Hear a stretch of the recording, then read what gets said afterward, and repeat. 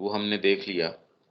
श्री अरविंद का एक बाकी रह गया इसके अंदर, तो वो मैं आपसे स्क्रीन शेयर कर देता हूँ।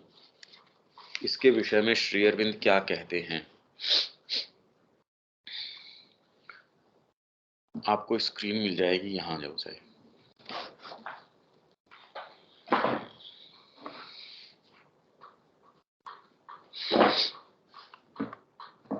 ये श्री अरविंद का इस वॉल्यूम के मतलब ये जो सब्जेक्ट है हमारा,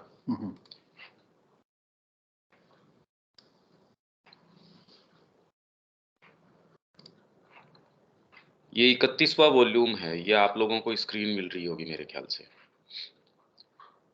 कि अपना जो अफोरिज्म था वो अफोरिज्म ये था, बिना दया के अपने आप की जांच पड़ताल करो, तब तुम दूसरों के प्रति अधिक उदार और दयालु होगे। तो इसमें माँ का हमने ट्रेस कर लिया और इसके संबंध में जो चीज़ें थी वो हमने ट्रेस कर ली।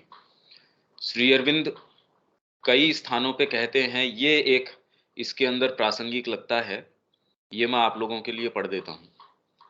But that inability to recognize one's defects is a very common human weakness, although it ought not to exist in a साधक।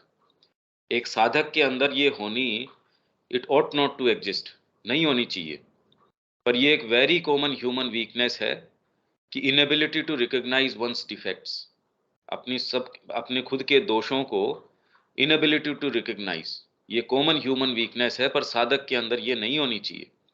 whose progress depends largely on his recognizing what has to be changed in him। नहीं तो साधना का अर्थ क्या है? यदि self perfection की ओर आप move कर रहे हैं तो परफेक्शन का तो मतलब यही है।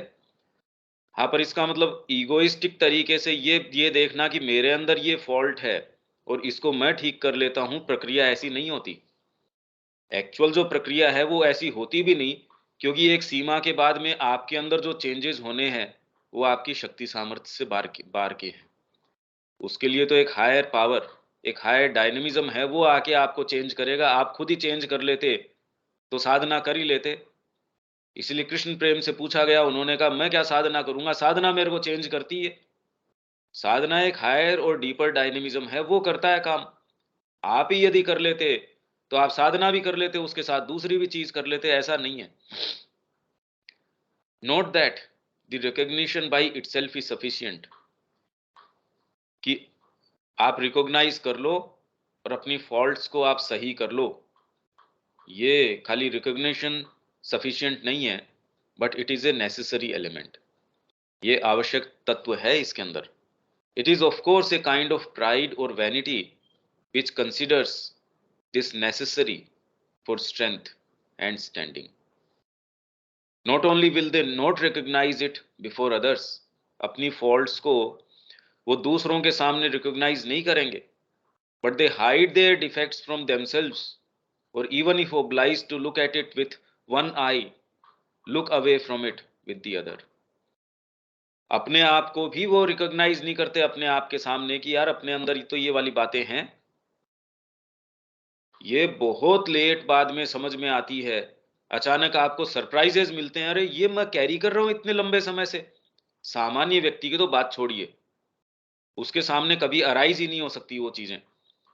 यदि आप साधना कर रहे हैं तब आपको सरप्राइजेस मिलते हैं, अरे अपन ने तो सोचा ही नहीं था, ये बात तो कभी बचपन से ही अराइज नहीं हुई या दिखी नहीं, ओहो ये चीज छिपी हुई है। व्यक्ति खुद को ही ये खुद के सामने ही एक्नॉलेज नहीं कर पाता, और they weave a veil of words, या शब्दों का ऐसा जाल बुन लेते हैं। ये साधना की बातें चल रही है, सामान्य जीवन की तो बातें ही नहीं है ये। And excuses and justifications trying to make it something other than it really is. वो जो है उसके अलावा उसको दूसरी रंगत देने के लिए आप शब्दों का जाल बुन लेते हैं। एक्सक्यूजेस, क्या करूं मैं, मेरी जो स्टेट है उसमें तो ये काम मेरे को करना ही पड़ता है, जिस जगह हूं मैं और क्या कर पाता। जस्टिफिकेशंस, आप उसके जस्टिफिकेशन देना शुरू कर देते हो। इसलिए X is saying I would die if I had to admit my faults is very characteristic of him. X जो ये कह रहा है, जो भी व्यक्ति रहा होगा, यदि मैं खुद की फॉल्ट्स को एडमिट करता हूं तो आई वुड डाई। तो ये बड़ी विशिष्ट बात है उसके लिए, मतलब उसके चरित्र की बात है ये। Is very characteristic of him, that has been his main stumbling block in the path of yoga. ये बहुत बड़ा स्टम्बलिंग ब्लॉक है। ऐसे ही आगे और हैं। It is little use our trying to convey to you our will in words, because what your vital seeks after is a sanction for your own will and its way of action। Vital क्या करती है? आप जो भी चाहते हैं, माँ को आपने दिल में एक भगवान की मूर्ति या माँ को जिसको भी बिठा रखा है, आंख बंद करते हैं, भगवान देखो, आप कह रहे मैं रोज इससे संवाद करता हूँ, मेरी अच्छी बुरी सारी चीजें इनको बता देता हूँ, मेरी गलतियां भी इनको बता देता हूँ, और फिर बाद में ये मेरे को डांटते भी हैं। पर जनरली आप ये देखेंगे कि वो डांटना फटकारना वो सारा एक एक आपके ही सेटअप के अंदर है। तो it is little use our trying to convey to you our will. Shri Aurobindo स्वयं मौजूद हैं उस समय, ये कह रहे हैं कि इसका कोई लाभ नहीं है कि हम तेरे को हमारी क्या इच्छा है वो कन्वे करें, because your vital seeks after, तेरी वाइटल जिस चीज को सीख कर रही है, तेरी प्राण शक्ति जिस चीज के पीछे क्रेव कर रही है, is a sanction for your own will. आप जो चाहते हो, इसीलिए आप ये कहते हैं मैं जीवन में क्या करूं, मेरे तो ये समस्या आ रही है, मैंने माँ से प्रेयर करी, भगवान से प्रेयर करी, गुरु से प्रेयर करी। एक्चुअल में कारण ये है, और ये पार्ट हम कभी देख नहीं पाते कि उस वो अपने तरीके से चीजें चाह रहा है और वो लास्ट तक नहीं छोड़ता। साधना के अंदर अंतिम क्षण तक वो नहीं छोड़ता कि वो, भाई मैं तो ये चाहता हूं, गुरु से मैं ये वाली बात चाहता हूं। ये सेल्फ विल है, ये जाती ही नहीं। Your own will and it's way of action, मेरा तो ये काम करने का तरीका है। ये साधना की बात है। जब आप साधना में आते हैं, पहले तो आपके सामने ये राइज ही नहीं होती, ये चीज, ये समस्या ही नहीं आती। And it is little use our trying to give you light, हम तेरे को ज्ञान दें, प्रकाश दें, इसका कोई उपयोग है नहीं, because your mind follows always its own light. और आगे वाला माइंड के बारे में ही आएगा एक जो अफोरिज्म है वो, any attempt to correct from us you have always rejected as our error, our misunderstanding of you, an attempt to give you kicks as you express it। और जितनी बार कोई व्यक्ति, इवन आप भी, अगर कभी ऐसे व्यक्ति के संपर्क में आते हैं और वो आपको कोई राय देता है, वो कहते भाई ये पूरी बात मेरी समझा नहीं, मतलब श्री अरविंद और माँ के विषय में ये कह रहे हैं कि तूने हमारी जो सलाह है उसको हमेशा ये कह के रिजेक्ट कर दिया कि हम तेरे को मिसअंडरस्टैंड कर रहे हैं, तेरी स्थिति को हम पूरे से जान नहीं रहे। गुरु आप क्या जानो सामान्य व्यक्ति की स्थिति क्या होती है। मतलब ये समस्याएं बड़ी डीप डाउन ह्यूमन नेचर की बेसिक समस्याएं हैं, जो आप कितने भी अभियान चला लीजिए, कितनी भी योजनाएं कर लीजिए, कितना कुछ भी चला लीजिए, आपको जब तक इससे मीट नहीं करते तो ह्यूमन बीइंग ये कैरी करता है। इसलिए श्री अरविंद कह रहे हैं सोसाइटी को, आप गवर्नमेंट से कोई नई नीति ले आए, कोई नया ये ले आए, उससे यदि चेंज करने की कोशिश करो और ह्यूमन नेचर ऐसी है, तो कभी भी चेंज हो सकती है क्या सोसाइटी, ये बताओ? या देश की स्थितियां कभी भी क्या परिवर्तित हो सकती हैं? कभी भी नहीं हो सकती। इसलिए वो कह रहे हैं चेतना का परिवर्तन ही एकमात्र सारी चीजों का सॉल्यूशन दे सकता है। In such a case we can only be silent. और ये सच ए केस कोई ये एक व्यक्ति विशेष की बात नहीं है, लगभग सारी प्रकृतियां इसी तरीके की हैं। Try to help your sadhana silently as much as you will allow, जितना तू अलाउ करेगा उतना हम तेरी साधना को बस साइलेंटली, क्योंकि यदि हम तेरे को कोई राय देते हैं तो तू ये कह रहा है कि तेरी प्रकृति को हम मिसअंडरस्टैंड कर रहे हैं। ये बात श्री अरविंद से कही जा रही है जिनको वो गुरु अपना चुका है, ये देखिए आप। And for the rest leave you to learn by experience as far as you may become willing to do so. अब बताओ, ये अगर उसकी है, मतलब वो व्यक्ति किस पायदान पे खड़ा है? क्या ये संवाद चल रहा है हम कहीं नहीं है, ये मानव प्रकृति को समझने का बहुत अंतरंग तरीका है। You have capacities and yogic stuff. आप में योगिक चीजें हो सकती हैं, आप में सिद्धियां हो सकती है, ओकल्ट पावर्स हो सकते हैं। आप आगे का, पीछे का, भूत का, भविष्य का, आपके इशारे से आप किसी के रोग ठीक कर सकते हैं। ये तो है easy. But along with them goes a very strong self esteem and A self righteous spirit which stand in the way of perfection and constitute a very serious obstacle। ये चीजें होने के बाद में अभी है नहीं, तब भी हम अपना बैलेंस नहीं बना पा रहे, अपना पोइज नहीं एक ह्यूमिलिटी का रख पा रहे। यदि गलती से हमारे अंदर ये कैपेसिटीज पैदा हो जाएं, आपको दिखने लग जाए, आपको फिजिकल से पीछे सटल चीजें दिखने लग जाएं, किसी व्यक्ति का जो है पीछे का, आगे का, ये सारा आप बताने लग जाएं, हालांकि ये भी कोई बहुत बड़ी बातें नहीं है, तो बताइए ये कितना बड़ा स्टम्बलिंग ब्लॉक बन जाएगा। So long as a sadhak has that, the attempt of the truth to manifest in him will always be baffled by his changing it into mental and vital constructions।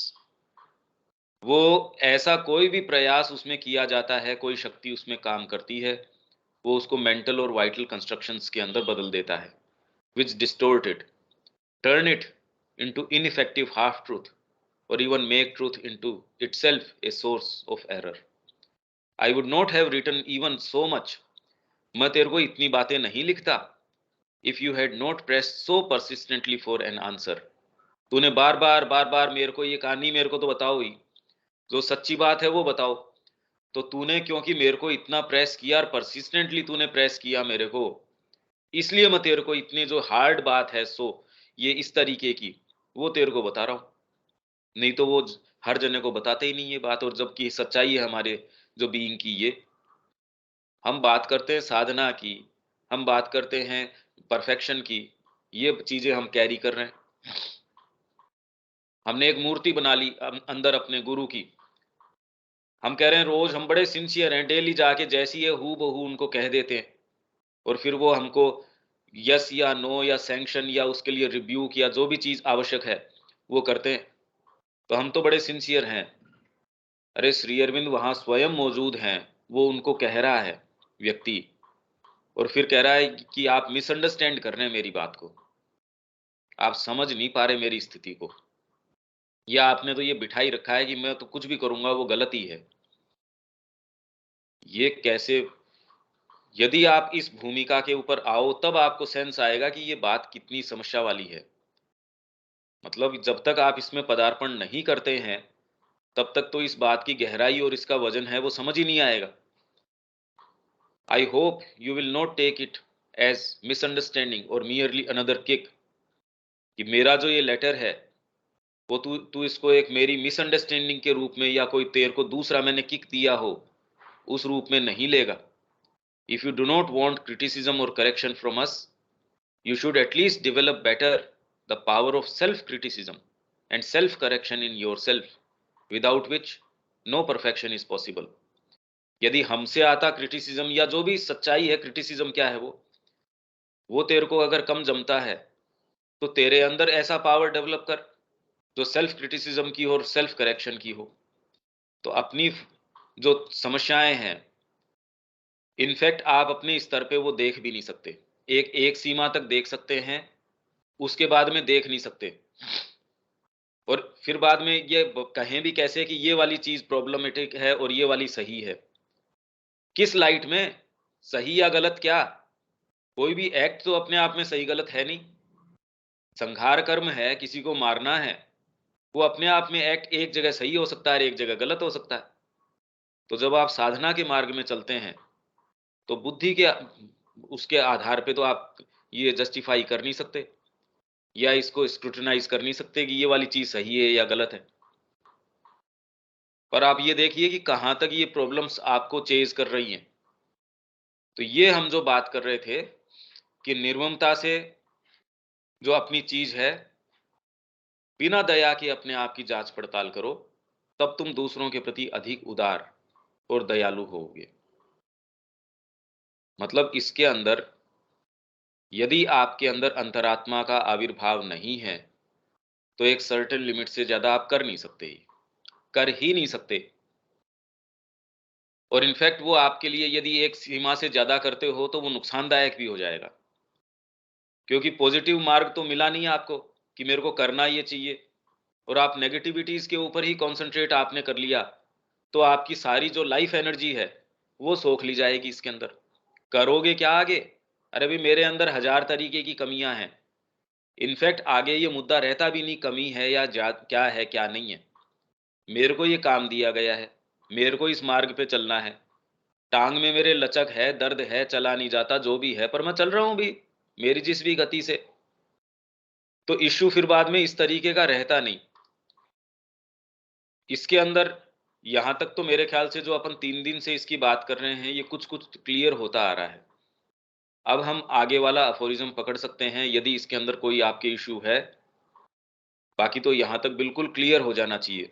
और श्री अरविंद का पत्र तो यदि इसके implications हम देखें कि इसके मायने क्या-क्या निकलते हैं, अभी तो हम अपने आप को देने की स्थिति के अंदर नहीं हैं। अभी हमने एक साइकोलॉजिकल स्ट्रक्चर बना रखा है, उसमें हम अपने आप को इनसिंसियर भी घोषित कर देते हैं, हम अपने आप को जो नंबर देने होते हैं, वो क्रिटिसिज़्म भी कर लेते हैं, सब कर लेते हैं। पर अपना जो एक ढर्रा है या एक दायरा है, कि अपने आप को किसी चीज़ के लिए उत्सर्ग करना, दे देना, वो कदम नहीं उठते, और वो एक सर्किट के अंदर हम चलते रहते हैं। जीवन बीत जाता है, मुद्दा मिलता नहीं कि करूँ क्या? ये मुद्दा क्लियर नहीं होता ज़िंदगी भर। बहुत ही कीमती चीज़ है कि जीवन पूरा चला जाता है और मुद्दा मिलता नहीं कि भाई क्या करूँ मैं? मैंने पूरी दुनिया देख ली, मैंने ये भी ठीक है, ये भी ठीक है, ये भी ठीक है, ये भी ठीक है, पर मैं क्या करूँ? ये पता नहीं चलता। और आदमी ऊहा-पोह के अंदर ऊपर नीचे भी, यहाँ तो ये भी ठीक अच्छा दिख रहा है, पर मेरी प्यास इससे बुझ नहीं रही, और फिर बाद में हिम्मत नहीं कर पाता। वो एक ही उसके अंदर एक जो उसने जो बना रखा है, उसी रट के अंदर घूमता रहता है। तो ये अपना जो अफ़ोरिज़्म था, उसके अंदर श्री अरविंद के जो आलोक में ये क्या बात है, वो मैंने अभी आपको बताई दी। इसमें कोई बात है क्या रविकांत जी? इसका पेज नंबर? इसका पेज नंबर, ये 31वां वॉल्यूम है श्री अरविंद का, और पेज है 241-242। ठीक। चौथा वॉल्यूम लेटर्स का। और अगर कंप्लीट वर्क्स की बात करो तो 31वां वॉल्यूम है लेटर्स ऑन योग, पार्ट 4, 241-242। पूरा सेक्शन ही बहुत अच्छा है, पर हम ये क्योंकि ये वाले अफोरिज्म की बात कर रहे थे, इसके लिए डायरेक्टली इससे संबंधित था। हाँ शब्या जी, इसमें कोई बात नहीं, तो आगे वाले अफोरिज्म को पकड़ लेते हैं। हाँ भैया ठीक है। ठीक है। अब आगे का अफोरिज्म है ये 73। जब प्रज्ञा आती है तो उसका पहला पाठ होता है, ज्ञान जैसी कोई चीज नहीं होती, केवल अनंत देव की अंतर्बोधि झलकियां होती हैं। जब विजडम आती है तो पहला लेसन उसका ये है, कोट अनकोट, ज्ञान जैसी कोई चीज नहीं है। यहां तो सारा बवाल ही नॉलेज का। शिक्षा किसके लिए? ज्ञान के लिए। तो हर स्कूल के सामने आप देखते हैं ज्ञानार्थ प्रवेश, ज्ञान मिलेगा यहाँ। हालांकि खैर उनका तो ज्ञान से संबंध ही नहीं है, लेना देना ही नहीं है, पर जिनका ज्ञान से वो कह रहे हैं ये ज्ञान है, ये ऊंचे से ऊंचा ज्ञान है, जब आप में वास्तव में समझ आती है तो उसका पहला पाठ, पहला ही पाठ ये है कि ज्ञान जैसी कोई चीज नहीं होती, केवल अनंत देव की अंतर्बोधि झलकियां होती हैं। ऐसे ग्लिम्सेस हैं। इसका हालांकि जो एक्चुअल शब्द है जो श्री अरविंद ने अफोरिज्म में लिया है, वो है एपर्सीव, झलकियां, फ्रेंच वर्ड उन्होंने काम में लिया। ये अलग अलग तरीके की झलकियां हैं। इसके बारे में अब क्या कहोगे? यहाँ तो ज्ञान जैसी कोई चीज नहीं होती, जब तक समझ आती है। तो आप तो कह रहे हो समझ आती है तो मतलब ज्ञान आता है इस बात का, पर वो ये कह रहे हैं ज्ञान की तो अस्तित्व को ही वो चैलेंज कर देता है कि ज्ञान जैसी चीज ही नहीं है कोई। वो तो झलकियां हैं, अंतर्बोधि। अनंत देव जो हैं उनकी अंतर्बोधि झलकियां हैं। जब प्रज्ञा आती है तो पहला उसका लेसन हमारे लिए ये है। अब इसके बारे में आपके क्या-क्या विचार आते हैं? रविकांत जी।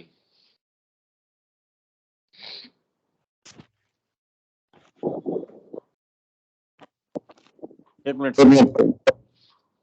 दीपक।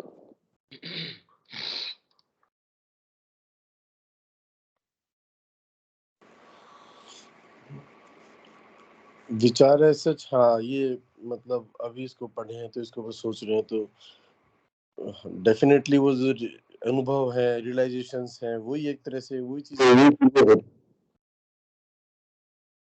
कोई भी काम कर रहे हैं हैं?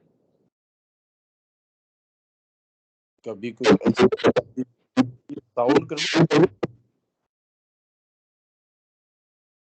उधर सही आ रही है। कट के आ रही है आवाज। हाँ, मेरे चलो कोई नहीं, कोई विशेष बात नहीं कोई।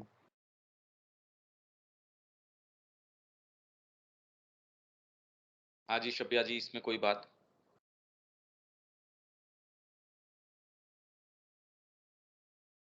हम लोग समझे नहीं है इसको भैया। हाँ, ये कह रहे हैं कि जब प्रज्ञा आती है, तो उसका पहला लेसन, आप में विज़डम या समझ आती है, तो पहला लेसन उसका ये होता है कि ज्ञान जैसी कोई चीज़ नहीं है। ज्ञान, और जबकि सारी पुस्तकें या सारी बातें कि मेरे को ज्ञान आ गया, मेरे को ये आ गया, हाँ, आता होगा और वो जो कहना चाह रहे हैं, वो एक चीज़ होती होगी। यहाँ किस संदर्भ में क्या कह रहे होगे कि वो कह रहे हैं ज्ञान जैसी कोई चीज़ नहीं है जब आप में प्रज्ञा आती है। खाली ज्ञान से तो बहुत होता है। है जी। ज्ञान का तो मतलब है जब हम वो आते हैं तो जाते हैं। कोई भी ज्ञान, आपने ही तो शब्द दिया है इसको प्रमाणीकरण किसने किया, ये आत्मज्ञान हुआ या नहीं हुआ? भाई जब मेरे को शब्द ही देना हो तो क्यों नहीं मैं अच्छे शब्द क्यों नहीं दे सकता? मेरे को जो भी फीलिंग आए मैं उसको विजन, अंतर्दर्शन, इंट्यूशन कुछ भी नाम दे सकता हूं। इसलिए ये तो खाली नाम है, इनसे तो एक्चुअल में कोई फर्क पड़ता नहीं।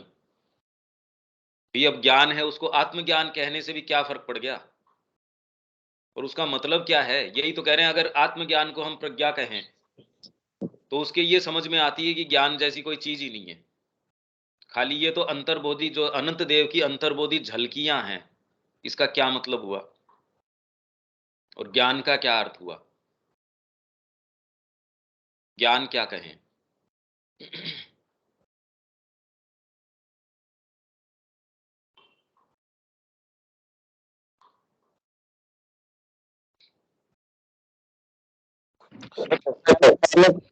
है जी रविकांत जी। आज सबकी आवाज कट रही है। मैं इसको कनेक्ट करके देखता हूँ फिर बाद में कि मेरे साइड से दिक्कत है क्या।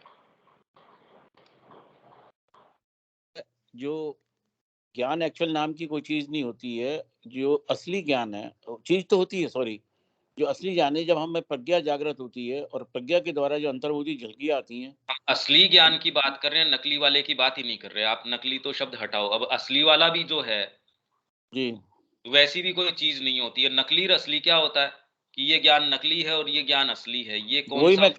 वही मैंने शब्द वापस ले लिया है। जो ज्ञान होता है, जो प्रज्ञा प्रत्यक्ष ज्ञान, जो अंदर से भगवान की कृपा से अनंत देव की जो झलकियां अंदर आती हैं, प्रज्ञा होती हैं, वही ज्ञान है। वो एक है। क्या होती है वो है क्या, पर ये तो बताओ, उसका नेचर बताओ, तब तो डिफाइन हुआ। नहीं तो क्या हुआ? ये तो कह ही रहे हैं, टेक्स्ट भी कह रहा है ये बात कि जो अंदर से आती है, वो कौन सी वाली? मेरे को क्या गाइडेंस मिले इस बात से कि ये वाली तो अंदर से है, ये वाली अंदर से नहीं है? या फिर ये तो हर जना तैयार ही बैठा है कि मेरे जो आ रही है वो तो अंदर से ही आ रही है, मेरा वाला तो ज्ञान और आपका वाला ज्ञान नहीं है। मैं तो तुरंत तैयार हूं इसके लिए, इसमें क्या दिक्कत है? और हर जना कह रहा है मेरे तो अंदर से ही आ रहा है, अपने वाले को अज्ञान कौन बताता है? तो ये कैसे अंतर करें इसके बीच में? ये तो वही आदमी जान सकता है ना सर, जिसको अंतर्बोध द्वारा ज्ञान हुआ है। वो क्या बताएगा? वो पहले भी ये बात डिस्कशन हो, उसको बताया ही नहीं जा सकता। वो तो गूंगे का जो स्वाद होता है वो वाली चीज है सर। नहीं ठीक है, पर इसके अंदर ये कह रहे हैं कि प्रज्ञा आती है तो उसका पहला लेसन ये है कि ज्ञान नहीं होता, ज्ञान जैसी कोई चीज नहीं है। तो इसका क्या नेचर होता होगा? हमने आज तक जो पढ़ा है, जीवन में आपने अनुभव लिया है, उसको किस श्रेणी में रखते हैं आप? श्री अरविंद का अध्ययन किया है आपने, माँ का अध्ययन किया है, या जीवन के अंदर आपने कई अनुभव लिए हैं, अब उसको कहाँ रखें? इस पर्सपेक्टिव में पढ़ने के बाद उसको कहाँ रखते हैं? या कितनी एस्टेब्लिश्ड चीजें हैं, क्या हम उनको छोड़ पाते हैं? कितनी कितनी चीजें हैं? वास्तव में प्रज्ञा आ जाए वो तो ये कहे कि जितना भी आज तक है वो सब बवाल है, उसको पूरे को उठाओ और डस्टबिन में डालो। ये है प्रज्ञा। नहीं तो पता नहीं कितनी कितनी पैकेट्स हमने बना रखी हैं देश के विषय में, समाज के विषय में। ऐसा होना चाहिए, भगवान तो ऐसा ही होना चाहिए। गीता का ज्ञान ये है, इसका ज्ञान ये है, रोज उठ के सब कितने मैसेजेस फॉरवर्ड करते रहते हैं। जो जिस पद्धति का है वो कहता है मैं इस पद्धति के अंदर पूरा पारंगत हूं। सबको अपने अपने तरीके के ज्ञान है, या दुनिया को देखने का, भाई ये सही तरीका है। अपने बच्चे को कहेगा नहीं ये सही तरीका है। आपके परिवार में यदि कोई ये कह दे नहीं मेरे को भगवान के लिए जाना है, मैं यहाँ आपके साथ नहीं रहूंगा, तो आप कह देंगे यहाँ रह के भी देखो सारा काम किया जा सकता है। आप पूरा ज्ञान देंगे उसको, तो ज्ञान कैसे नहीं देंगे? तो ये हम कह दें कि ये वाली अलग है, ये वाली अलग है, तो इसके एक्सप्लेनेशंस भी आपको समझ नहीं आएंगे। इसलिए क्या मायने इसके हो सकते हैं, जब तक इसमें हम प्रवेश न करें तो ये बात कभी नहीं समझ में आएगी। ये तो थोड़ा हमको जोर देना ही पड़ेगा कि इसमें क्या अंतर है। इसीलिए जो बार बार मैं आपको इसमें बात का खंडन करता हूं वो ये है कि हमने कई एस्टेब्लिश्ड जो नोशंस हैं वो ज्ञान मान बैठे हम। गीता ये कह रही है, श्री अरविंद ये कह रहे हैं, और जबकि जीवन में प्रैक्टिकली हमको काम ही नहीं आता, क्योंकि जीवन हमारा वैसा का वैसा चल रहा है। तो ये दिखा रहा है कि वो ज्ञान है, एक्चुअल में अगर ज्ञान है तो कोई उपयोग का भी नहीं है। तो प्रज्ञा आती है, वो ये कह रही है ज्ञान जैसी, यदि सच्चा ज्ञान भी, आप जिसको कोई भी ज्ञान कहते हो, वो आते ही पहले उस पर प्रश्नवाचक चिन्ह लगा देती है, ऐसी कोई चीज नहीं है, ये तो खाली झलकियां मात्र हैं। मतलब आपकी तो बात छोड़िए, कोई ऊंचे से ऊंचा ज्ञान है, शंकराचार्य जी ने एक पद्धति का निरूपण किया, उसको भी वो आके कह दी ये खाली झलकी मात्र है, ये कुछ नहीं है। और फिर भी आप ये कहेंगे मेरे पास जो इस समय जो इंट्यूशन है माँ का, वो कह दिया होगा शंकराचार्य जी ने ये ज्यादा ट्रू है। ये दोनों पोइज हो सकते हैं, बिल्कुल हो सकते हैं, यदि आप साधना के अंदर हैं। तो इसीलिए विवेकानंद जी ने कहा, किसी ने उनसे कहा यार ये बात आप जो कह रहे हो, शंकराचार्य जी ने तो ये बात कही नहीं। उन्होंने कहा नहीं कही होगी, आई विवेकानंद से सो, मैं कह रहा हूं ना। तो एक जने को बड़ी ये बात जो है ऑफेंसिव लगी, तो श्री अरविंद को पत्र लिखा। उन्होंने कहा कितना ईगोइस्टिक स्टेटमेंट है ये, आई विवेकानंद। उन्होंने कहा क्यों भी ईगोइस्टिक कैसे है? आप में डीप डाउन कोई ऐसी चीज बैठी है, उसको सेल्फ असर्शन का राइट नहीं है। आपके सरफेस ईगो को तो राइट है असर्ट करने का, और डीपर आपका सेल्फ है उसको असर्ट करने का राइट नहीं है। तो आपके अंदर वो पार्ट भी है। तो इससे हम ये कह के बच जाएं एक्चुअल चीजों से कि भाई इसकी चर्चा नहीं करी जा सकती क्योंकि ये तो गूंगे ने गुड़ खा लिया, तो यूं हम सारे समय बोलते रहेंगे और जब गुड़ की बात आएगी सारे गूंगे बन जाएंगे। ये दलील तो चलती नहीं, ये दलीलें तो चलती नहीं रविकांत जी। इसमें और आगे क्या जा सकते हो, क्योंकि हर बार अगर यही बात करें तो ये तो हमने ज्ञान पकड़ लिया, ये ज्ञान हमको आ गया कि भाई ये वाली बात तो गूंगे का गुड़ है, ये चलती नहीं है। इसमें और क्या कर सकते हैं, क्योंकि ये अफोरिज्म हमारे पास था, इसका क्या मंथन अभी तक हमने किया है या क्या हम इससे समझ पाए? इसमें कुछ और कह पाएंगे क्या हम में से कोई भी? माँ ने तो इसमें कोई हेल्प नहीं करी, माँ ने तो खाली एक लाइन ये कही, दिस इज वेरी गुड, बस, no need for any discussion. इतना कह के हाँ भैया। माँ ने हमारे लिए छोड़ दिया इसको। हाँ भैया, जी बोलिए। इसमें पहला एफोरिज्म के साथ हमें कुछ दिख रहा है, कुछ दोहराव लग रहा है। पहला जी, एफोरिज्म में तो ज्ञान और प्रज्ञा की बात बोली गई है। पहला कौन सा? पहला एफोरिज्म अच्छा, जो सबसे हमने पहले पढ़ा था, ज्ञान ज्ञान वह है जहाँ मन पर टटोलते हुए प्राप्त करता है, और प्रज्ञा वह है जिसे दिव्य दर्शन का नेत्र आत्मा में देखता है। उसके साथ देखने पे लगता है कि ये तो दोहराव हो रहा है। कैसे बताइए, आप इसका विवेचन कीजिए ना पूरी बात का। मन यदि टटोलते हुए वहां पहुंच रहा है, इसका मतलब है कि वो दिव्य दर्शन का मात्र आभास है, उसका रिफ्लेक्शन मात्र है, असली चीज तो है नहीं। कयास लगाने से नहीं, आपको इसमें कोई अनुभव है क्या जीवन के अंदर, उसकी बात कीजिए। नहीं सर, नहीं, अनुभव की तो बात नहीं। हाँ, तब तक कैसे समझ में आएगा? आप किसको तो ज्ञान कहेंगे, किसको क्या कहेंगे? वो आपके पास कोई आधार नहीं है ना उस चीज का। जी जी। आपको कभी ऐसी कोई चीज नहीं मिली जो आपके वर्तमान ढर्रे को एकदम लात मार के अलग कर देती है और वो कहती है हटो। ऐसी कोई चीज जो आपको गलत लग रही है तो भी आपके अंदर की कोई चीज आपको नियोजित करती है उसके अंदर। जो प्रश्न अर्जुन के सामने खड़ा हुआ था, ऐसा ट्रेंचेंटली किसी के सामने खड़ा हुआ है क्या? नहीं तो ये शब्दों का जाल है, ये तो जाल है, और इस जाल के अंदर आपको ये लगता है कि ये आध्यात्मिकता है। इसका इससे कोई लेन देन नहीं है। इसीलिए नहीं, आपको कोई लगता है परिवेश कि नहीं। इसके जी जी। अंदर आपको विभेद लगता है, जबकि ऐसी कोई बात है नहीं। पहला अफोरिज्म जो अपना था, पहला अफोरिज्म देखो ये था अपना, मनुष्य के अंदर दो संबद्ध शक्तियां हैं, ज्ञान और प्रज्ञा। ज्ञान एक विकृत माध्यम में देखा हुआ उतना सा ही सत्य है जितना कि मन टटोलते हुए प्राप्त कर सकता है। प्रज्ञा वह है जिसे दिव्य दर्शन का नेत्र आत्मा में देखता है।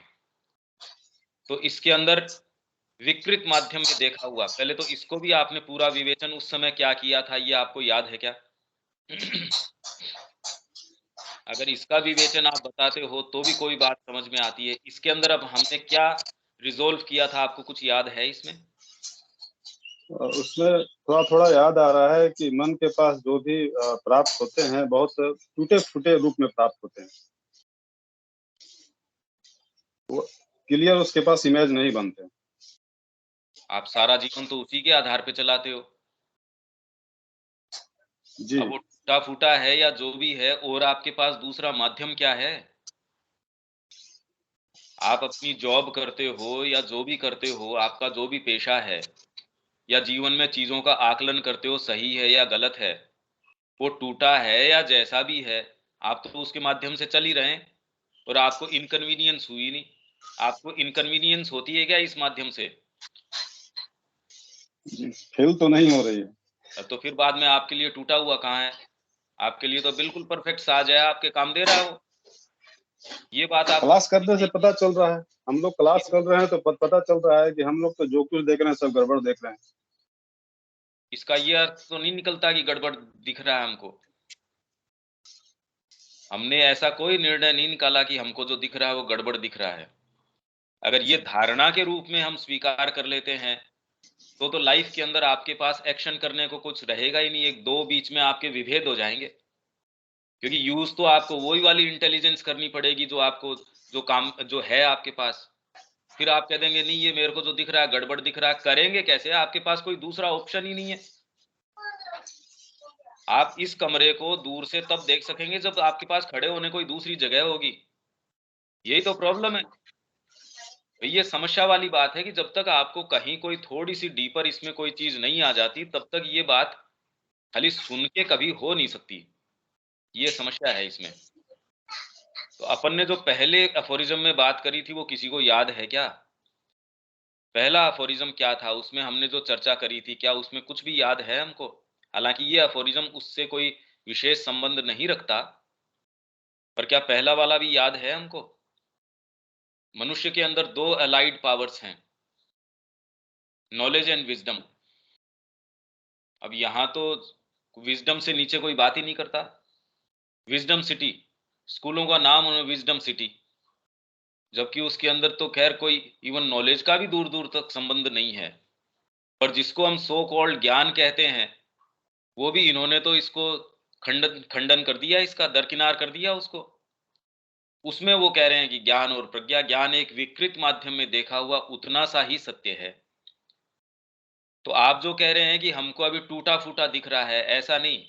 ये ध्यान से पढ़िए इस लाइन को, विकृत माध्यम में। आपका माध्यम पहले तो विकृत है और उसके अंदर से भी खाली उतनी सी इमेज आप देख पाते हैं जितना मन टटोलते हुए प्राप्त कर सकता है। प्रज्ञा को आवश्यकता नहीं है डिटेल्स की। इसमें हमने बात करी थी, श्री अरविंद कोई वैदिक समय में थोड़ी चले गए थे, या हिस्ट्री जो है वो कोई जाके उन्होंने कोई शिलालेख यहाँ गड़ा हुआ है उसको उन्होंने निकाल के देखा हो तब हिस्ट्री के ऊपर अपना परिप्रेक्ष्य दिया हो, ऐसा कुछ नहीं है। कितने लोग हैं जो डायरेक्टली जो है आर्कियोलॉजिकल सर्वे के अंदर जा रहे हैं, इंस्क्रिप्शंस के ऊपर क्या लिखा है वो देख रहे हैं, और फिर भी उससे जो बना रहे हैं वो देखो आप। एक आदमी 20 साल मेहनत करता है, ऐसी चीज लेके आता है। आप देखिए तो सही हिस्ट्री के ऊपर जो डॉक्यूमेंट्रीज हैं वो कैसी बिल्कुल जो जिसके मन में होता है वही चीज निकाल लाता है उसमें से, और ऐसी वाहियात बातें तक भी कर देते हैं। कुछ तो ये प्रूफ करने की कोशिश कर रहे हैं कि ये हिंदू टेम्पल्स है ही नहीं। जितने टेम्पल्स हैं ये हिंदू टेम्पल्स नहीं है, ये तो कोई एलियंस आए थे या कोई ये वाले हैं। अभी तक भी आप ये देखिए कि जो आर्यन इन्वेजन थ्योरी है वो पढ़ाई जा रही है, जबकि बिल्कुल होक्स है ये, उसमें कोई चीज है ही नहीं। विवेकानंद जी ने कब ये कह दिया कि ऐसी कोई आपके आर्य या द्रविड़ जाति जैसी कोई चीज नहीं है, और हमने सीरियसली उसके ऊपर पार्टीज भी बना रखी है साउथ में, डीएमके है, ये वाली पार्टियां हैं जो द्रविड़ काम में ले रही हैं, जबकि है ही नहीं कोई ऐसी चीज। विवेकानंद जी ने तब कह दिया, श्री अरविंद ने बाद में उसको सारा भाषा के आधार पे पूरा प्रूफ कर दिया। मन के पास सारे साक्ष्य हैं, सारी चीजें हैं, दलीलें तो वो भी दे ही रहे हैं, पर प्रज्ञा आके ये कहती है उसको कोई जरूरी नहीं है साक्ष्यों की, और सारे साक्ष्य उसके फॉर या अगेंस्ट कह रहे हो उससे भी उसके फर्क नहीं पड़ता। वो एक दूसरा नेत्र है जो क्लियर कट परसेप्शन से देख लेता है, यार ये तू बातें तो कर रहा है। अर्जुन ने जो भी बातें कही क्या ज्ञान की बातें नहीं थी?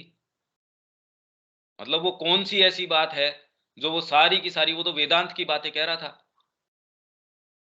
कि मेरे को न तो त्रिलोकी का राज्य चाहिए, और यदि हम ये करते हैं तो वर्ण संकर पैदा हो जाएगा, स्त्रियां हैं वो दुष्ट हो जाएंगी, इंटरकास्ट मैरिज होनी शुरू हो जाएगी, क्योंकि जब ये पुरुष खत्म ही हो जाएंगे और फिर बाद में ऐसे राज्य को भोग के करेंगे क्या जिसमें कोई होगा ही नहीं, हमारे स्वजन को ही मार देंगे, तो उस राज्य का करेंगे क्या?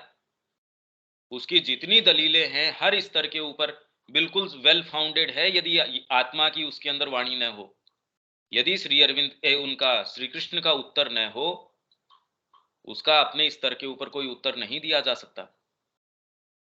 और गीता स्वयं के ऊपर जो कमेंट्रीज हैं वो सारी उठा के देख लीजिए, सामान्य व्यक्ति की नहीं, जो अच्छे दिग्गज लोग हैं वो एक दूसरे की बात का खंडन कर रहे हैं गीता को आधार बना के। तो हम जिन चीजों में प्रवेश कर रहे हैं, हम फंडामेंटल्स में प्रवेश कर रहे हैं, हम कोई इतनी सतही बात में प्रवेश नहीं कर रहे। तो अब ये हम आ गए कि जब प्रज्ञा आती है तो उसका पहला पाठ होता है, ज्ञान जैसी कोई चीज नहीं होती, केवल अनंत देव की अंतर्बोधि झलकियां होती हैं। अब इतनी चीज के माध्यम से क्या कोई इंट्यूशन आती है क्या इसके अंदर दीपक? कि माँ ने इसके अंदर कोई हेल्प नहीं करी है, माँ ने कुछ नहीं कहा इसके विषय में।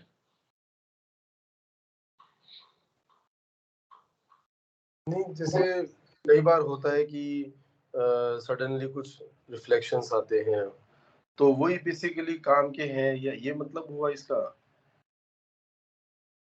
अपन ये सारा टेक्स्ट पढ़ते हैं, सारा टेक्स्ट पढ़ते हैं, सब कुछ होता है, रजिस्टर कुछ होता नहीं है, दिमाग में कुछ भी बैठता नहीं है, फिर लेकिन कभी सडनली आप खड़े हैं, आप कुछ भी काम कर रहे हैं, कोई और भी कुछ कर रहे हैं, और सडनली कुछ चीज दिमाग में एक विचार, क्योंकि अपन सारे दिन चेतना में उसमें ब्रूड अपॉन करते रहते हैं, सोचते रहते हैं, तो कभी कुछ न कुछ उसमें ऐसे रिफ्लेक्शन आता है, और वो दैट रिमेन्स परमानेंट। मतलब वो एक ऐसी चीज होती है जो एक दिमाग में इम्प्रेशन छोड़ती है। अदरवाइज तो टेक्स्ट तो अपन खूब पढ़ रहे हैं, लेकिन कल क्या पढ़ा था उसमें भी अपन पूरी तरह से नहीं बता सकते, कल क्या पढ़ा था, अभी क्या पढ़ा था। तो ऐसा कुछ है इसका मतलब? ज्ञान, पहले तो ज्ञान की समस्या क्या है, ज्ञान में इनको दिक्कत क्या है? ज्ञान जैसी चीज नहीं होती।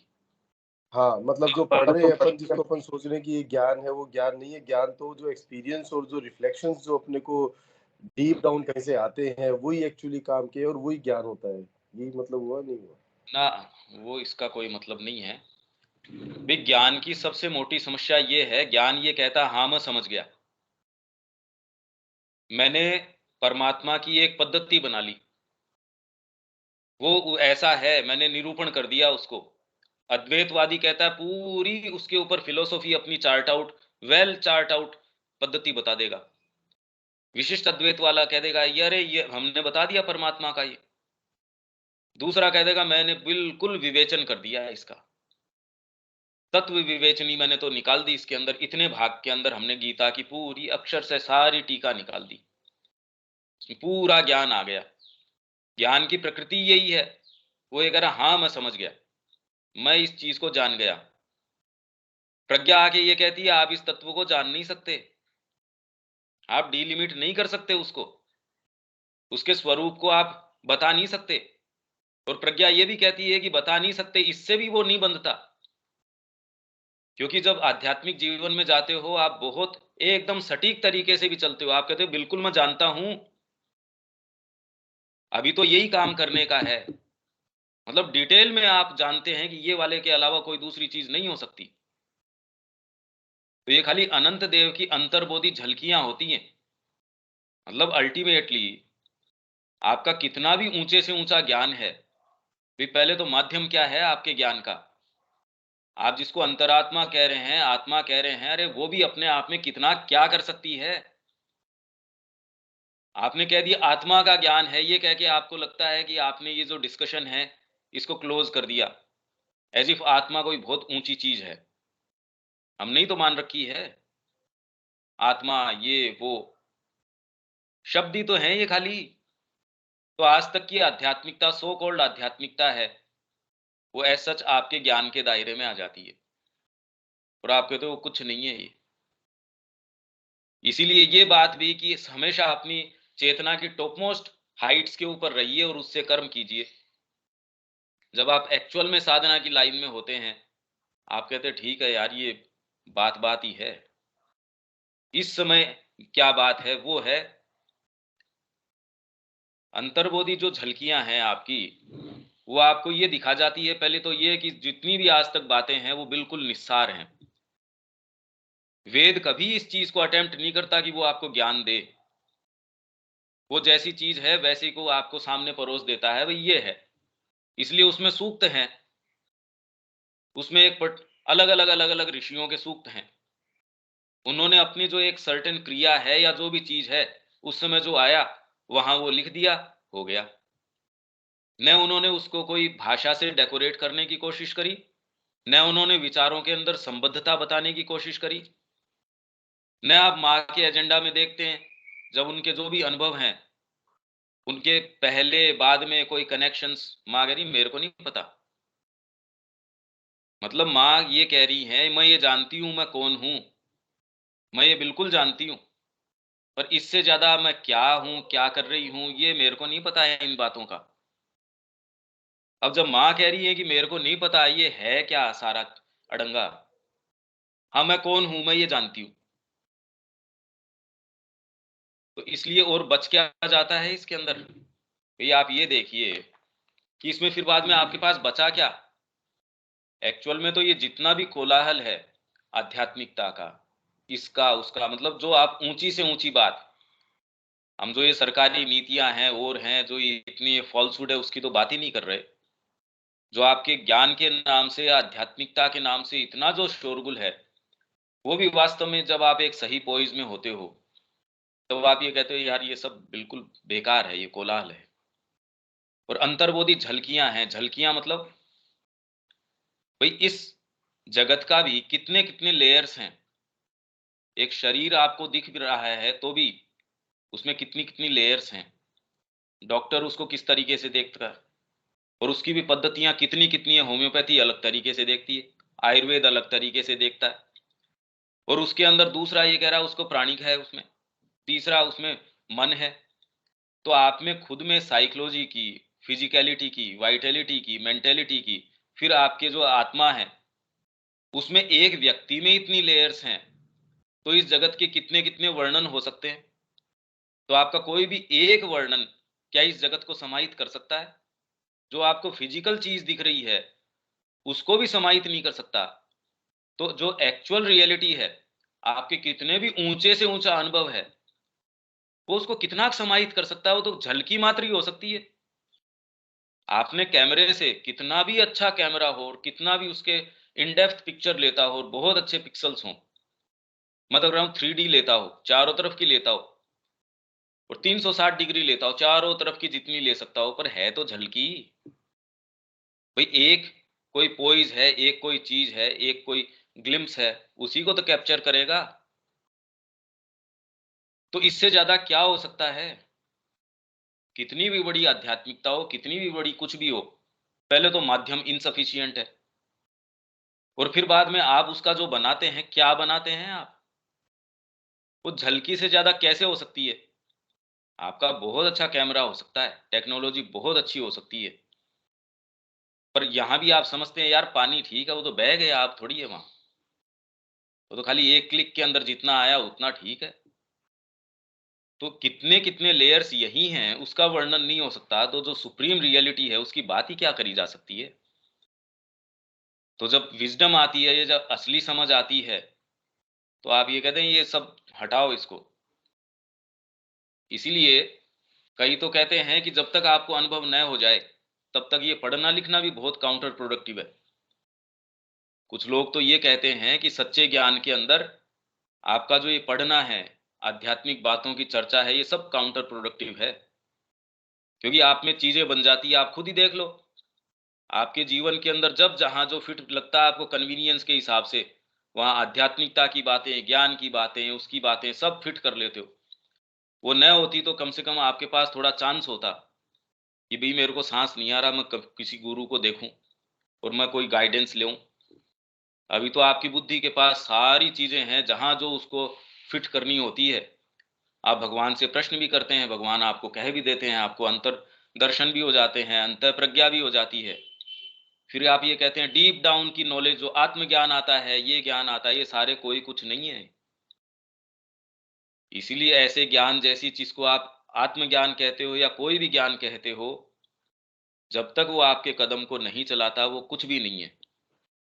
और जब वो कदम चलाता है तब आप धीरे धीरे ये भी जानते हो कि एक समय जो आपको महसूस हुई थी वो भी कुछ भी नहीं है। और फिर बाद में अल्टीमेटली आप ये जानते हो ये सब टोटल ही कुछ ही नहीं है। पर ये नेगेटिव रूप में नहीं जानते, फिर आप ये पॉजिटिव रूप में ये जानते हो कि आप कुछ भी कर सकते हो, क्योंकि कुछ ही नहीं है। आप कुछ भी कर सकते हो, आपको रोकने वाली कोई भी चीज नहीं है। कितनी विचित्र बात है ये। अब आप इसका जगत का क्या बनाते हो? इसीलिए एक जना जो है शून्यवादी, वो कह रहे सब शून्य है, ये बुद्ध है इसको शून्य तक लेके चले जाते हैं। शंकराचार्य है, वो इसको लिए लेके चले जाते हैं, ये तो अद्वैत है, ऐसी कोई चीज ही नहीं है, मतलब ये सब माया है। तीसरा इसका वर्णन जो है सांख्य इसका कर रहा है, अरे कोई चीज ही नहीं है, खाली 24 तत्व है, उनके कारण बनी है ही नहीं कोई चीज। तो यदि इसी तरीके की बात है तो प्रज्ञा आपको क्या कहेगी यदि उठती है तो, कि जो कर लो सो चीज है ये, तो कुछ भी कर सकते हो आप, कोई भी आपके ऊपर डिटर्मिनिज्म है, वो आपको रोक ही नहीं सकता। यदि सच्ची प्रज्ञा आ गई तो आप कह रहे यार फिर तो कुछ भी कर सकते हैं। अगर कोई नियम ही नहीं है, कोई ऐसी बात ही नहीं है, आप यदि शून्य वाली बात माने तो भी कोई चिंता की बात नहीं है, यदि आप माया वाली बात माने तो कोई चिंता की बात नहीं है, आप यदि सांख्य की बात मानते हैं तो कोई दिक्कत वाली बात नहीं है। तो यदि ये जगत का वर्णन है, तीनों बिल्कुल इस तरीके के वर्णन है ऐसे लोगों के द्वारा, तो फिर तो आपके समझ में आती है यार फिर हम, हमारे लिए तो कोई ग्राउंड ही नहीं है खड़े होने का। हम इतनी मेहनत कर रहे हैं, इतने युद्ध लड़ रहे हैं, इतनी सारी चीजें कर रहे हैं, किस आधार पे कर रहे हैं? तब धीरे धीरे धीरे धीरे आप रियलिटी के नजदीक जाना शुरू करते हैं। आप समझ पा रहे हैं कितना ये तो बड़ी विचित्र बात है। और यदि ज्ञान ही आ जाता तो भगवान ने 18 अध्याय के अंदर सारे योग जितने भी उनका सबका निरूपण किया, भक्ति का, कर्म का, ज्ञान का, जितना वास्ट तरीके से श्री अरविंद उसको बता रहे हैं, एक भी नहीं होता हमसे। तो शुरू में ही जिससे जिस तरीके से वो स्टार्ट करते हैं, पर वो सारों को भी दरकिनार करके गीता लास्ट में क्या कहती है, सर्वधर्मान परित्यज्य, ये सारे भी ज्ञान जितने भी हैं हटा इनको। तो मुद्दा बड़ा विचित्र है, अलग है। ये इन दायरों में नहीं आता कि ये आत्मज्ञान है या ये वाला ज्ञान है या वो वाला ज्ञान है। ये थोड़ी चीजें कुछ हम कह सकते हैं, पर यदि हमने इसके बारे में अपने मानसिक धारणाएं बना रखी हैं, तो वो तो इसके अंदर हमको कभी इस तक नहीं जाने देती। तो यहाँ तक यदि हम नहीं पहुँचते कि जीवन में करने लायक काम तो ये है। हम सब बातें कर रहे हैं पर कदम एक नहीं उठाते। एक कदम हमारा जो सेफ्टी का, सिक्योरिटी का, जो हमारा जो मान रखा है हमने कि ये तो तौर तरीके हैं, उसको तोड़ के आगे जाने का एक जगह प्रयास नहीं है। तो इसको प्रैक्टिकली हम अपने आप पे कैसे ट्रांसलेट करें, वो इम्पोर्टेंट बात है। अब इसमें अब मेरे को नहीं पता कि इसका आपको क्या समझ आता है या क्या आप इसका बना पाते हैं, या इसमें कोई प्रश्न उठता है या क्या चीज़ है, क्योंकि ये मुश्किल बात है। हाँ जी, दीपक, इसमें कोई बात?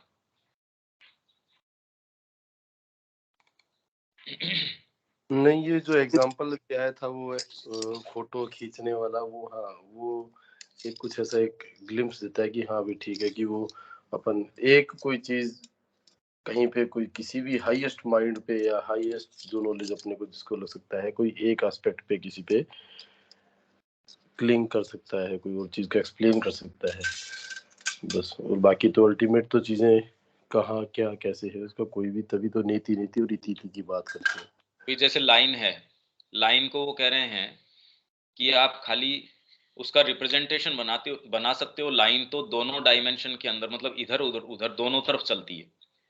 ये एक डायमेंशन की बात है। फिर दो डायमेंशन जब आते हैं तब प्लेन बन जाता है, पर वो भी हमेशा ही अनंत तरीके से फैलता रहता है। पर लाइन है, यदि आप हमेशा भी उसको चलाते रहोगे तो कितनी चीज को एनकम्पास कर सकेगी। वैसे दो डायमेंशन जब आते हैं तो दो डायमेंशन के अंदर आप कहते हैं लेंथ और ब्रेड्थ, तीसरा डायमेंशन आप जोड़ देते हो तो आप कह रहे हैं इसमें हाइट भी आ गई, तीसरा डायमेंशन आ गया। तो इसके अंदर कोई भी एक लाइन है, वो इस तीन डायमेंशन को भी ये नहीं कह सकती कि मैंने पूरा एनकम्पास कर लिया। वो तो दो डायमेंशन को भी नहीं कह सकती। तो यदि अनंत डायमेंशन हो इस तरीके के, एक लाइन या कोई एक सीधी सोच या कितनी भी विशाल सोच, एक सीधी सोच क्या, आपको सारे आध्यात्मिकता के अनुभव हो गए, तो भी आप ये थोड़ी कहते हैं कि बस मैंने तो बता दिया यही सारी चीज है। रामकृष्ण जी के लिए कह रहे हैं कि वो पिछले 2000 वर्ष की जो आध्यात्मिकता है, सारों को उन्होंने संभव कर दी अपने अनुभव में। तो भी वो ये थोड़ी कह रहे हैं कि बस मैं तो जान गया सारी चीज ना, ऐसे थोड़ी है। माँ कभी ऐसा नहीं कह रही। जिनको वास्तव में कुछ थोड़ा बहुत एहसास है, जैसे संगीत का भी जिसको एहसास है, वो तो ये कह रहा है मैं तो स्टूडेंट हूं, ये तो वास्ट क्षेत्र है। जो बहुत छोटा व्यक्ति है वो ही पहले स्वर में ही कह देगा मैं समझ गया सारे संगीत को। तो जब प्रज्ञा आती है, वास्तव में आप में सच्ची समझ आती है, तब आप कह रहे हैं यार अब तो प्रवेश कर रहे हैं धीरे धीरे। हाँ, अब तो बातें खुलना शुरू हुई हैं, मैं जानता क्या हूं, अब तो प्रवेश कर रहा हूं। इसलिए माँ लास्ट में ये कह रही हैं कि लगता है कि आज तक तो मैं खाली बगीचे के चारों तरफ चक्कर काट रही थी, अब ऐसा लगता है कि मैं धीरे धीरे बगीचे में प्रवेश करना शुरू कर रही हूं। तो जब प्रज्ञा आती है, उसका पहला शब्द ये है। तो उसका मैं प्रैक्टिकल एस्पेक्ट आपको ये बता रहा था कि फिलोसॉफिकली कैसे देखें, ये हमारे लिए सारों के लिए बड़ा मुश्किल है। और श्री अरविंद का ये स्टेटमेंट कि जो शिक्षा अपने आप को ज्ञान तक सीमित रखती है, वो कोई शिक्षा है ही नहीं। अब इसका विवेचन कैसे किया जाए, ये हमने विवेचन किया है अपनी greatness of Indian culture and Sanatan Dharma, उस पुस्तक में इसका विवेचन किया है। पर इसको समझने के लिए भी जिस आधार की आवश्यकता है, वो मुश्किल है। यहां तक हम इसको छोड़ सकते हैं यदि आपकी कोई बात इसमें हो।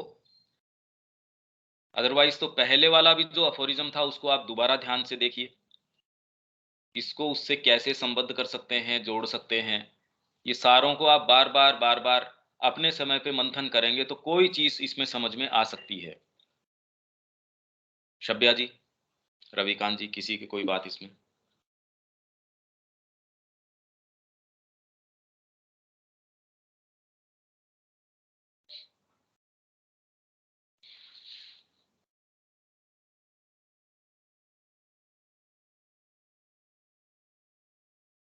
रविकांत जी।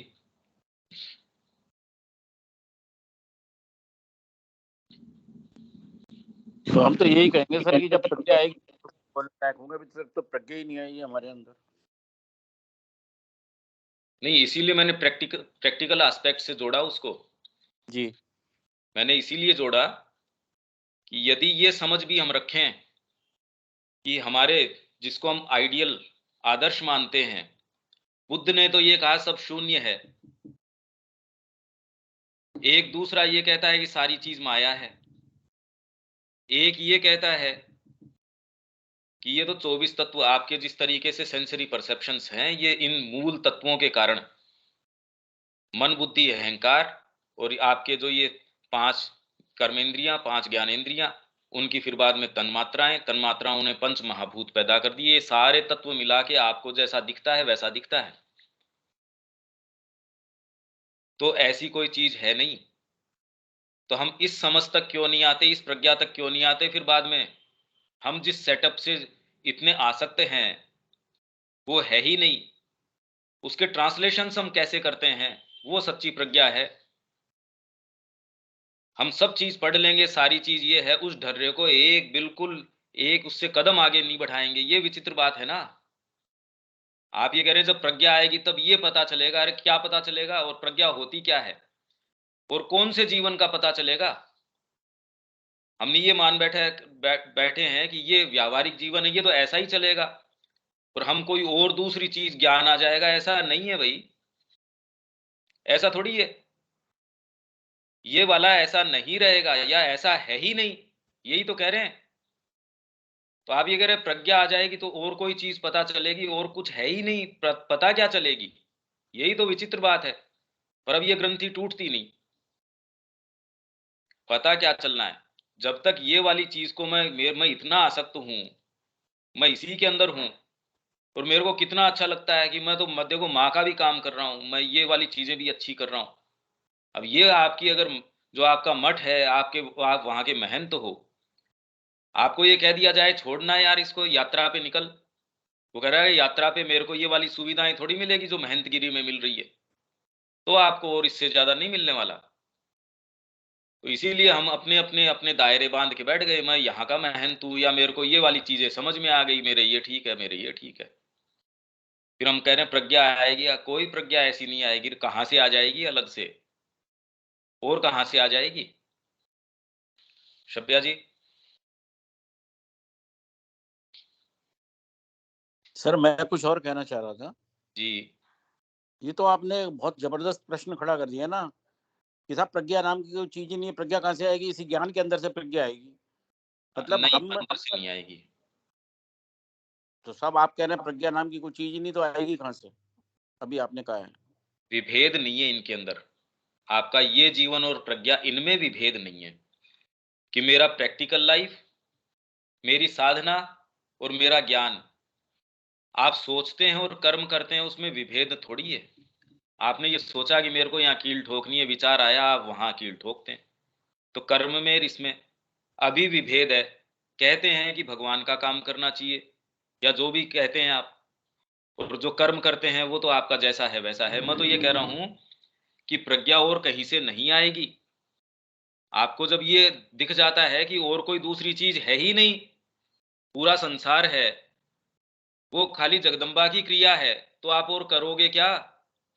यही प्रज्ञा है, यही आपका जीवन है। साधना कोई अलग से थोड़ी होती है, और क्या साधना है, और क्या चीज है। ये थोड़ी आप बेवकूफ बना रहे हो अपने आप को या दूसरों को, ऐसा नहीं होता इसके अंदर।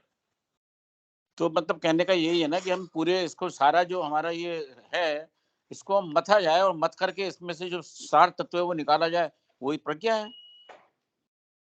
हाँ, पर मंथन करने का आधार नहीं है ना आपके पास। जो भी अभी वर्तमान में है उससे चालू करो। यही मैं कह रहा था कि जब तक वो आधार नहीं हो तो मंथन भी करो क्या, किसका करो। भैया आप एक झिंगुर को पूरे विश्व का भ्रमण भी करवा लाओ तो, और उसको कहो अब तू तो पूरा भ्रमण कर आया, चल तेरे को दोबारा भी करवा लाते हैं, और फिर 5 बार करवा लो उसको, वो मंथन करके भी क्या उसका निकाल के लेके आएगा। या कोई चील है या बाज है, उसको 50 बार भ्रमण करवा लाओ आप किसी देश का, क्या बता देगा आपको? तो आप किस आधार पे उसका मंथन कर रहे हो, वो है इंपॉर्टेंट। और वो आधार जब तक अपने आप का शिफ्ट नहीं करते, मैं की बजाय यदि माँ को आधार नहीं बनाते, वो अराइज आपके हाथ में है नहीं है, वो हो तो हो, नहीं हो तो नहीं हो। ये कोई कहने से करने से थोड़ी आ जाती है कि मैं अपने आप को किसी ऐसी चेतना के हाथ में उछाल के दे देता हूँ, ये अपने हाथ में थोड़ी है, बस में थोड़ी है। ऐसा होता तो कर ही लेते सारे के सारे। तो पहले तो ये मंथन करके, यदि आप मंथन करते हैं तो पहले तो ये समझ जाएंगे ये गुत्थी इतनी सतह के ऊपर नहीं है, और आज तक भी आपने सीखा है या जाना है या जो भी आपके ज्ञान का आधार है, वो तुरंत आपको नमस्कार करके दूर हट जाएगा इससे। तो इससे एक तो हमको निजात ये मिल जाएगी कि जिस आधार पे हम चल रहे हैं, जिसको ज्ञान मान रखा है, उससे हम जयराम जी की कर लेंगे, भैया तू तू चल। ये पहला लाभ है यदि आप इसको कर पाए तो, और इससे ज्यादा तो हम आशा क्या कर सकते हैं। ठीक है रविकांत जी? बिल्कुल ठीक है, क्लियर हो गया। आगे चलते हैं, मतलब कल मिलते हैं, अभी इसको विराम देते हैं यहाँ। जय श्री माँ। इसको आप मंथन कीजिए, और आपके अगर प्रैक्टिकल प्रश्न हो तो कल हम इनको टैकल करते हैं।